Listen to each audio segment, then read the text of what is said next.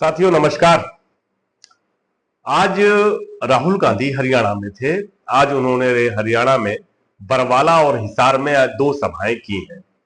जबरदस्त भीड़ थी, उसकी चर्चा बहुत ज्यादा है उन दोनों सभाओं की।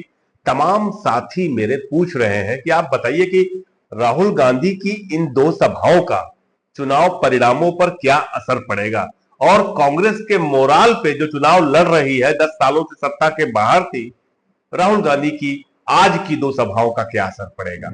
निश्चित तौर पे यह सवाल जो है अपने आप में महत्वपूर्ण है।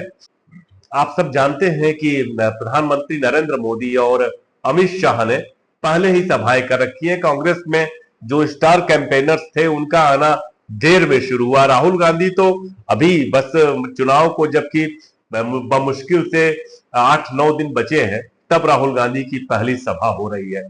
लेकिन वो एक कहावत हमने सुनी होगी, बाजार लूट लेना, तो राहुल गांधी ने आते ही बाजार लूट लिया है। अब अगर सभा में जो राहुल गांधी ने कहा, जिस तरह की बातें कही, आमतौर पे लोग चुनावी भाषण ऐसा देते नहीं जिस तरह का भाषण राहुल गांधी ने दिया, और जिस तरह का आत्मविश्वास उनके उनमें दिख रहा था, उनकी बॉडी लैंग्वेज में दिख रहा था, वो अपने आप में अनोखा था। दरअसल होता क्या है कि जब आप जीत रहे होते हैं तो वो अपने आप वो आत्मविश्वास आ जाता है, और निसंदेह जो लोकसभा चुनाव के परिणाम के बाद उनका मॉरल बढ़ा है, वो आज के दोनों भाषणों में उनके दिख रहा था। जिस तरह से वो मंच पे आते ही अपने जो साथी हैं, कार्यकर्ता हैं, उनको बब्बर शेर कहकर बुलाते हैं, और मोदी जी की जिस तरह से चर्चा करते हैं, वो अपने आप में अनूठा है। तो देखिए क्या कैसे राहुल गांधी की एंट्री होती है मंच पे, और भाषण के पहले कुछ समय मिनट्स में वो क्या बोलते हैं। टाइगर अकेला दिखता है, यहां पे मतलब हजारों टाइगर एक साथ बैठे हुए हैं। कांग्रेस पार्टी के कार्यकर्ता, मोदी जी का आपने चेहरा देखा है आजकल? देखा है? पहले 56 इंच की छाती हुआ करती थी,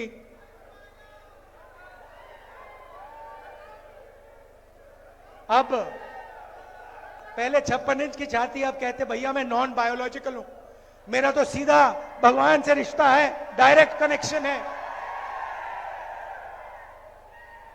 पैनिक में आ गए, घबरा गए। जब आदमी घबराता है।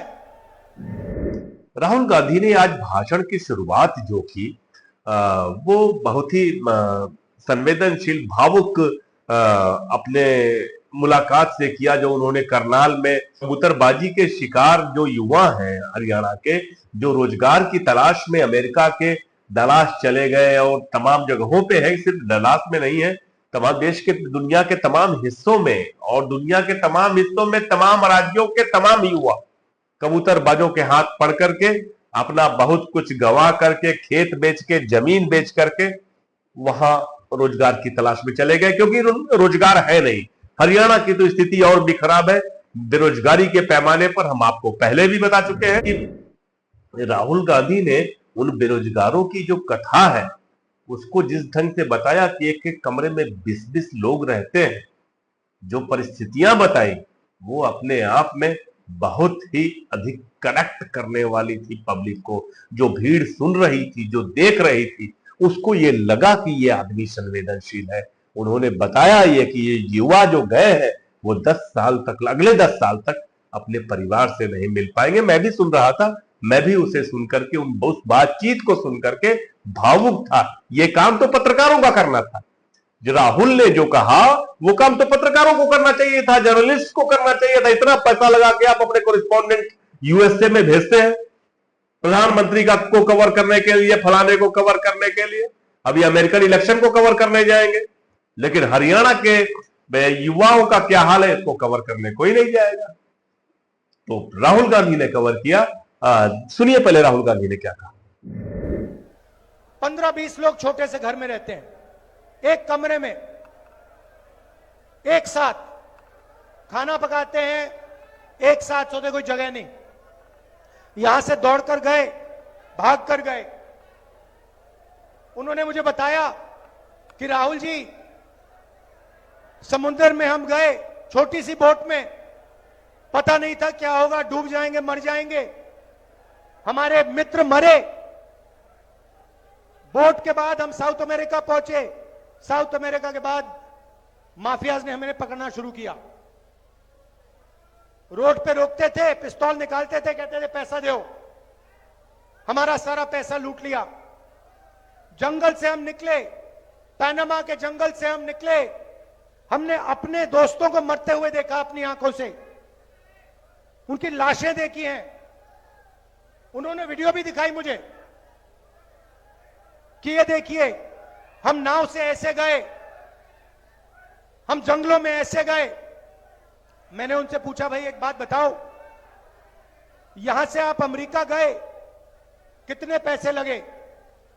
कहते हैं 35 और 50 लाख के बीच में लगते हैं। मैंने उनसे पूछा, भैया आप जा रहे हो, अगर आपके पास 35 लाख रुपया है तो आपने हरियाणा में बिजनेस क्यों नहीं खोला? छोटी सी दुकान क्यों नहीं चलाई? कहते राहुल जी, हरियाणा में आज 35 लाख 50 लाख के साथ भी बिजनेस नहीं खोला जा सकता है। हरियाणा में सिर्फ बेरोजगारी है और महंगाई है। यहां पे अगर कोई युवा सपना देखना चाहता है तो सिर्फ अमेरिका का सपना देख सकता है और कोई सपना बचा ही नहीं। राहुल गांधी के आज के भाषण की सबसे जो जरूरी बात थी वो ये थी कि राहुल गांधी लगातार पब्लिक के साथ उनके मुद्दों पर कनेक्ट कर रहे थे। ये कनेक्शन प्रधानमंत्री मोदी के भाषण में नहीं दिखा, अमित शाह जी के भाषण में नहीं दिखा। भाजपा में और कोई नेता है भी नहीं जो आक्रामक भाषण दे सके। तो राहुल गांधी का भाषण आक्रामक नहीं था, भावुक था। उन्होंने डलास में जिस तरह से गए हैं बच्चे लड़के और उनके बच्चों का बात, एक देव नाम के बच्चे की बात की। वो किसी का भी बच्चा हो सकता है, वो देश में किसी आम नागरिक का बच्चा हो सकता है। उसकी कहानी उन्होंने सुनाई वहां पे। और फिर छोटा सा बच्चा दौड़ता हुआ वो कंप्यूटर के पास जाता है। कंप्यूटर को ऐसे पकड़ता है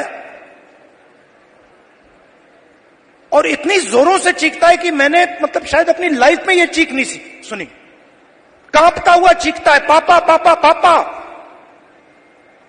वापस आओ। और पिता कुछ नहीं कह पाता है।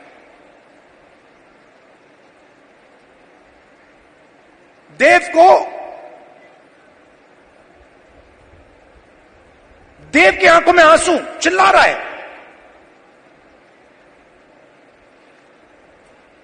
और पिता हजारों किलोमीटर दूर मुस्कुराने की कोशिश कर रहा है, नहीं मैं ठीक हूं। किसी ने कहा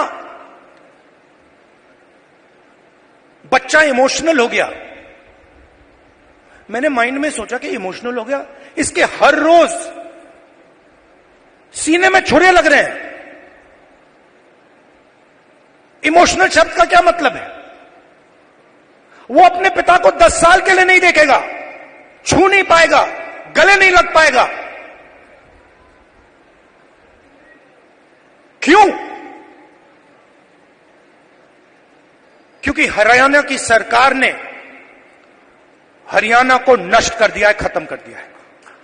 वो देव की चीखें नहीं थी, वो हरियाणा के हर युवा के चीखें हैं।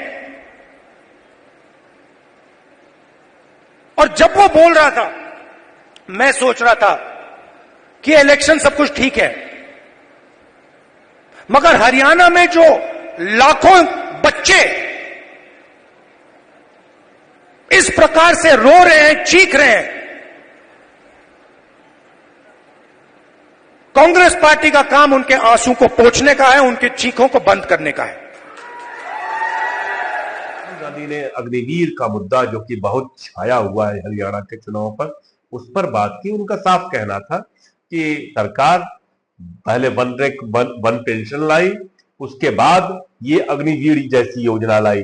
बहुत साफ है कि वह युवाओं से, खासतौर से आर्म फोर्सेस में जो जा रहे हैं, उनसे पहले पेंशन छीनना चाहती है और दूसरी बात उनसे शहादत का दर्जा छीनना चाहती है।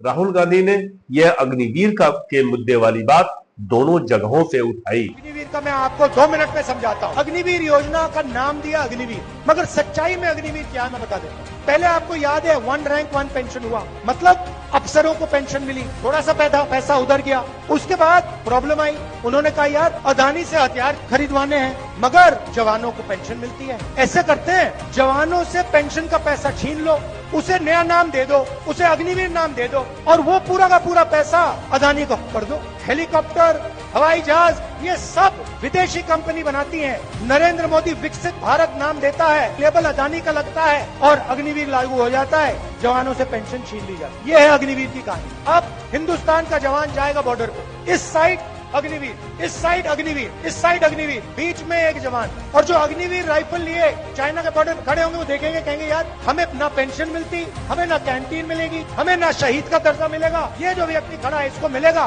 हमें नहीं मिलेगा। आप सोचो हिंदुस्तान की फौज का मोराल का क्या होगा, हिंदुस्तान का जवान क्या सोचेगा। जो पहले सेंटर हुआ करते थे ना, जहाँ पे आर्मी की टेस्टिंग होती थी, वहाँ जाके देख लो खाली पड़े हैं, क्योंकि अग्निवीर जानता है कि ये नाम सिर्फ अग्निवीर है, इसका सच्चा मतलब मेरा जो हक है, हिंदुस्तान के जवान को जो हक है, पेंशन है, कैंटीन है, शहीद का दर्जा है, वो छीन ली गई है, वो चोरी कर ली गई है और वो अदानी को दी गई है। और हरियाणा में तो आप इसको बहुत अच्छी तरह समझते हो। इसीलिए सरकार बदलनी है, 36 बरादरियों को एक साथ मिलकर 36 बरादरी की सरकार बनानी है। राहुल गांधी दोनों बरवाला और हिसार दोनों ही जगहों पे अडानी पर लगातार हमलावर रहे। अडानी अंबानी पर हमले की कोई जगह नहीं छोड़ी। उन्होंने साफ साफ कहा कि भाई ये तो स्थिति ये है कि मेक इन इंडिया की बात करते हैं, इजराइल से हथियार खरीद कर लाएगा अडानी, उस पर अपना लेबल लगा देगा। सारे के सारे रोजगार जो था हरियाणा का या कहीं का भी आप अडानी अंबानी को सौंप दे रहे हो। राहुल गांधी ने अंबानी के बेटे की शादी का भी जिक्र किया, कहा कि ये जो काले कृषि कानून लाए गए थे ये इन्हीं लोगों के लिए लाए गए थे। अंबानी के बेटे की शादी में कोई किसान नहीं दिखाई दिया, और बात सच है, किसान नहीं दिखाई दिया। राहुल गांधी कह रहे हैं ये बात। 2 मेन है, इनके पीछे 10-15 और है, अरबपति हैं। जो भी सपना इनको देखना ये देख सकते हैं। आपने शादी देखी इनकी? शादी देखी अंबानी की बेटे की? देखी? करोड़ों रुपए ऐसे ही फेंको। कोई अमेरिका से आके डांस कर रहा है, कोई बॉलीवुड से आके नाच गाना चल रहा है, हिंदुस्तान देख रहा है, देखता जा रहा है। अयोध्या में वो हारे क्यों? अयोध्या में मंदिर खोला, वहां अदानी दिखे, अंबानी दिखे, अमिताभ बच्चन दिखे, बॉलीवुड पूरा दिख गया, मगर गरीब किसान एक नहीं दिखा आपको वहां पे। हिंदू सच है, इसीलिए तो अवधेश ने इनको पटका है। अवधेश वो है वहां का एमपी जो अयोध्या में जीता है, इसीलिए तो जीता है कि पूरा हिंदुस्तान देख रहा। भैया आपने राम मंदिर खोला, सबसे पहले आपने राष्ट्रपति से कहा कि भैया आप आदिवासी हो, आप तो अंदर आ ही नहीं सकती, अलाउ नहीं है आपको। उसके बाद अमिताभ बच्चन को बुला लिया, अदानी को बुला लिया, अंबानी को बुला लिया, किसी एक मजदूर को नहीं आने दिया। आपने किसी बढ़ई को देखा, किसान को देखा, मजदूर को देखा? कोई नहीं। डांस गाना चल रहा है, प्रेस वाले हाय हाय हाय कर रहे हैं, नाच गाना चल रहा है, डांस चल रहा है। ये रियलिटी है आपकी। राहुल गांधी ने कहा कि यहां किसानों का हक छीना जाता है। उन्होंने यह भी कहा कि आपको अपनी फसलों का सही दाम नहीं मिलता है, जो आपके पैसा है, ये पैसा जो आपको मिलना चाहिए वो अडानी अंबानी के जेब में जाता है, और मैं सरकार बनाऊंगा तो वो पैसा लेकर के वापस आपकी जेब में पहुंचाऊंगा। ये बात कहा राहुल गांधी ने। और उन्होंने कहा कि मैं नहीं चाहता कि हरियाणा के बच्चों को रोना पड़े। राहुल गांधी ने अपने संबोधन की शुरुआत जो की, दोनों जगहों पे मैं देख रहा था कि वो नरेंद्र मोदी जी के फेस वैल्यू पर कई बार वो कह रहे थे कि आपने इधर बीच उनका चेहरा देखा है, पहले तो 56 इंच की छाती हुआ करती थी, अब हमारे प्रधानमंत्री जी नॉन बायोलॉजिकल हो गए हैं। तो दरअसल कोई स्पेस छोड़ते नहीं है राहुल गांधी नरेंद्र मोदी पर हमले के। और वो सब कुछ इतना नेचुरल लगने लगा है और कनेक्शन जैसा एस्टेब्लिश करते हैं कि ये बात राहुल गांधी बोल भी रहे थे कि हम यहां पे हरियाणा की नहीं हिंदुस्तान की बात करने आए हैं। अगर एक युवा गरीब है, अरबपति का बेटा नहीं है, तो ना उसे बैंक लोन मिल सकता है, ना वो बिजनेस चालू कर सकता है, ना वो पब्लिक सेक्टर में जॉब पा सकता है, ना वो आर्मी में जा सकता है। एक के बाद एक, एक के बाद एक, एक के बाद एक, एक के बाद एक सारे दरवाजे आपके बंद कर दिए गए। अगर एक युवा गरीब है, अरबपति का बेटा नहीं है, ना वो आर्मी में जा सकता है। कुल मिलाकर के आज के भाषण के बाद हरियाणा में चुनावी परिस्थितियां बदलेंगी, यह तय है। जिस तरह से मंच पे उन्होंने शैलजा को, भूपेंद्र हुड्डा को लाके बैठा दिया था एक साथ, सब दोनों से बातें कर रहे थे और गंभीर चर्चाएं कर रहे थे, उससे मंच पर बैठे पूरे कांग्रेस पार्टी का मोराल बहुत अप लग रहा था। और ये तो तय है कि बरवाला हो चाहे हिसार, अब कांग्रेस पार्टी का तो बने वहां के कैंडिडेट्स का तो उसके बाद जैसे ही सभा खत्म हुई, मैंने वहां के पत्रकार साथियों से पूछा कि क्या हाल है, क्या वातावरण लग रहा है। कहा कि पब्लिक तो बहुत पागल हो गई है। पब्लिक के लिए जो राहुल गांधी ने एक एक बात कही वो किसी कसम की तरह है, किसी शपथ की तरह है कि कोई नेता कोई शपथ लेकर के ये बात कह रहा हो कि हम 2 लाख नौकरी देंगे, हम 500 रुपए का सिलेंडर देंगे। राहुल गांधी, आप विश्वास करिए कि जो राहुल गांधी घोषणा पत्र के बिंदु पढ़ रहे थे बकायदे कागज पे देख करके, क्योंकि वो उन्हें याद ना रहा होगा। लेकिन राहुल गांधी ने तमाम बातें जो अपने दिल से कही वो तो बिना देखे कही, वो किसी टेलीप्रॉम्प्टर पे तो देख नहीं रहे थे।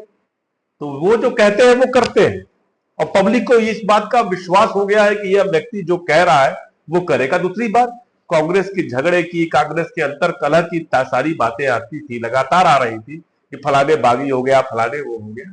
लेकिन ये सच है कि आज की जो रैली थी उसके बाद पूरी पार्टी का मनोबल बहुत तेजी के साथ बढ़ गया। और आप देखेंगे कि आने वाले दिनों में आप नरेंद्र मोदी जी को बहुत काम करना पड़ेगा राहुल गांधी की इन रैलियों की काट ढूंढने के लिए, क्योंकि अभी राहुल गांधी और सभाएं करेंगे, अभी और तमाम नेता आएंगे कांग्रेस पार्टी के, तब क्या करेंगे। कहीं अखिलेश यादव अहिरवाल में जाकर के अगर सभा कर दिए तब क्या करेंगे नरेंद्र मोदी। राहुल गांधी का लगातार ये जो आक्रामकता है इनकी, दूसरी बात की जो भावनाओं संवेदनाओं से ओत-प्रोत बोलते हैं, कहते हैं, पब्लिक उस पर सहज यकीन कर लेती है, मोदी जी की बात पे यकीन नहीं कर पाती। वजहें भी है, मोदी जी तमाम बातें ऐसे कह जाते हैं आवेग में और जमीन पर वो हकीकत के तौर पे नहीं दिखाई देता। भले वो रोजगार का मुद्दा हो, भले जैसे कह रहे थे कि 2022 तक सबके पास घर होगा, तो उन पर विश्वास नहीं कर पाते लोग समझ जाते हैं कि ये जुमलेबाजी हो रही है।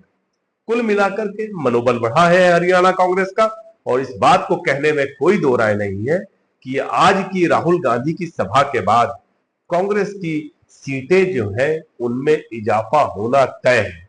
दूसरी तरफ भारतीय जनता पार्टी की मुश्किलें बढ़ी तो पहले से है, अब और बढ़ेंगी।